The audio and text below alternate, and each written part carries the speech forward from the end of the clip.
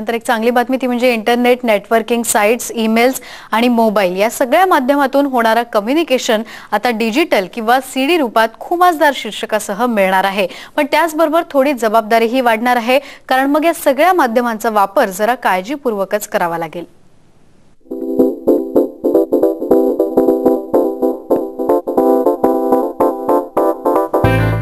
Internet, email, networking site आणि मोबाईलच्या माध्यमातून आपण सर्व एकमेकांशी जोडलो गेलोय। या माध्यमांशिवाय आपण राहू शकत नाही। मात्र या सर्वांचा वापर करताना आपण खबरदारी बाळगतो का, हाही तितकाच महत्त्वाचा प्रश्न आहे। भारताचे माजी तंत्रज्ञान सल्लागार आणि टेलिकम्युनिकेशन इंजिनियर असलेल्या दिनकर बोर्डे यांनी याविषयी मार्गदर्शन केलंय। सध्याच्या काळामध्ये माहिती दळणवळण आणि माहिती देण्याघेण्यासाठी, जसं म्हणतो संदेशवहनासाठी, तर यासाठी आपण एक इंटरनेटचा वापर करतो आपण। तर पाहता इंटरनेटचं माध्यम हे अत्यंत स्वस्त, अवेलेबल, घरापासून दारापर्यंत, ऑफिसमध्ये आता जवळपास सगळीकडेच अवेलेबल झालेलं आहे। तर यामधून जे आपण माहिती पाठवतो, घेतो, यासाठी आता काळजी करणं गरजेचं आहे, कारण ही माहिती तुमच्यापुरतीच मर्यादित न राहता ही आता जगामध्ये अवेलेबल व्हायला लागलेली आहे। ही कदाचित उद्या बाजारामध्ये पुस्तक रूपाने पण येऊ शकते किंवा इतरही त्याचा चुकीचा दृष्टीने वापर होऊ शकतो। यासाठी आपल्याला काही काळजी घ्यायला पाहिजे।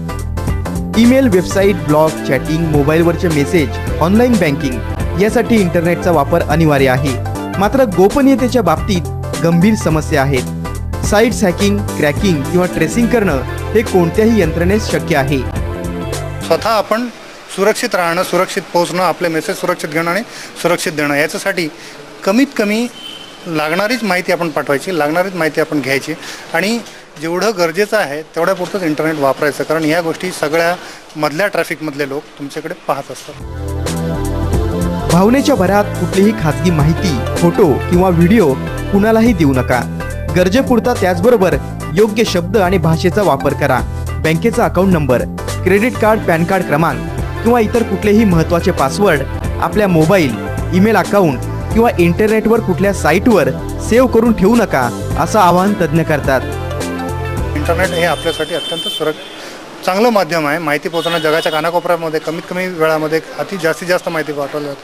ह्याच्यामध्ये पाठवताना तुमचे इमेजेस लोड करताना तुमच्या फोटोज, इमेजेस किंवा चॅटिंग्स यासारख्या गोष्टीवर जरा तुम्ही थोडं निर्बंध म्हणण्यापेक्षा की स्वतःवर थोडा कंट्रोल ठेवून याच्यामध्ये तुमची जी भाषा आहे, भावनेच्या आहारी न जाता तुम्ही काही गोष्टी वापरू नका। त्याच्यामध्ये असा एक सल्ला म्हणता येणार नाही, पण एक काळजी म्हणून तुम्ही केल्यास भविष्यासाठी पण तो तुम्हाला चांगला राहू शकतो। सुरक्षेच्या दृष्टीनं फायरवॉल्स आणि नेटवर्क सुरक्षा या कितीही प्रगत केल्या तरीही इंटरनेटवरील गुन्हे वाढतच आहेत। माहिती तंत्रज्ञानाचा काळजीपूर्वक वापर हाच त्यावर उपाय आहे।